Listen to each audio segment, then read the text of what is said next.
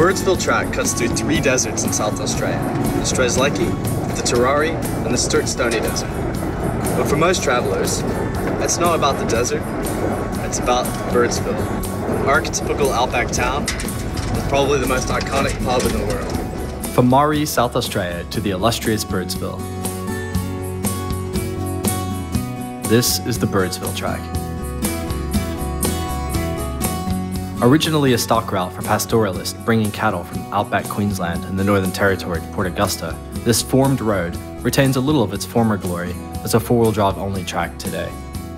Despite the regular grader, a day of rain and the road becomes a twisted, crusty mire of mud tracks.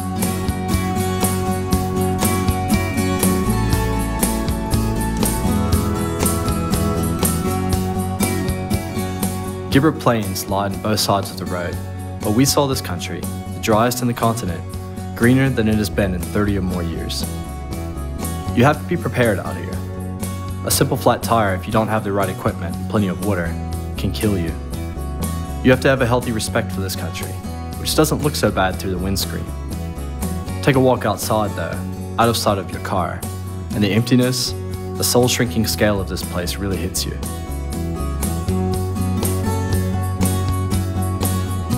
The old blokes only travelled 40 kilometres at a time down this road, walking from well to well.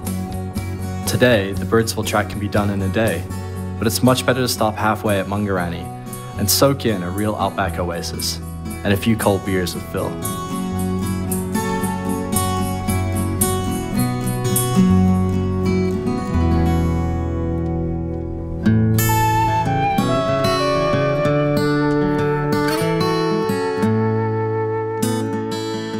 When you're traveling through the desert, you really need to depend on your vehicle and all the gear you've got with you. So when it came to setting up the 12-volt system, my 100 series, I went straight to the guys at Red Arc and asked them to design something for me. I caught up with Stuart earlier in the trip and got Stuart to walk me through exactly what they'd done on the vehicle and why.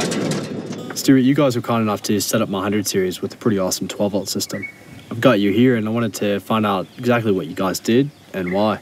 So exactly what you have mounted under the bonnet here, Carlisle, is an auxiliary battery system that'll keep your beer cold for as long as you need. Yeah. On this side is your dedicated start battery. So this is a cranking type battery. Its sole purpose in life is purely to start the vehicle and run the loads in the vehicle while you drive along. So when you turn the vehicle off, you don't want anything drawing off of this battery. So that you've saved it there as a charged battery ready to start the car when you're ready to go again. Brilliant. So what you then have from here is a battery isolation system and an in-vehicle battery charger, which is the BC-DC 1240. What this guy does, as we've seen in the camper trailer, is charges your 2 auxiliary batteries to 100% while you drive.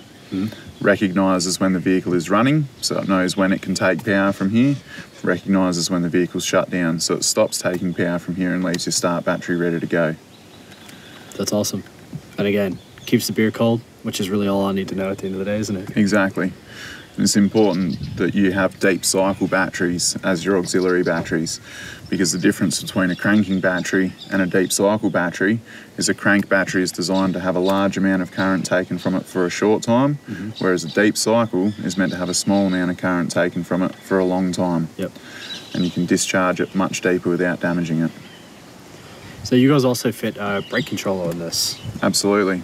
Which is remote head, I believe? Yep, remote head brake controller, so you don't have any intrusions on the dashboard. Yeah, which is brilliant. You just got that one little knob and you can control everything. So the idea of it is that rather than having the big chunky box mounted on the dashboard, the controller itself is tucked away in behind the dash, and all you have is a small rotary knob sticking out that you can control the amount of braking force that goes to your trailer. So particularly when you're in an off-road situation and you might be on a really steep ascent or descent, you really need to be able to set how much braking force you want for the particular road surface and load that you've got. And it's pretty visual as well. You don't have to just blindly turn a knob. That's right. There's a numbered scale as well as an LED. It goes green when you know that you've got a good trailer connection. And that's because if you go through a washout or something like that and wipe out your 7-pin plug, you might not know until you go for the brakes the next time that you don't have a connection to your trailer. So if you don't have that green light there, then when you apply the brake, by the amount of braking force you have set, it'll go a shade of red. So there's 2 visual indications to show how much braking you're actually getting in your trailer. This gear it's perfect. It's gotten me all around Australia already. I think it'll keep going with me. Yeah, look, it's designed and manufactured in Australia for Australia's conditions, so it is the ultimate system to have in your car.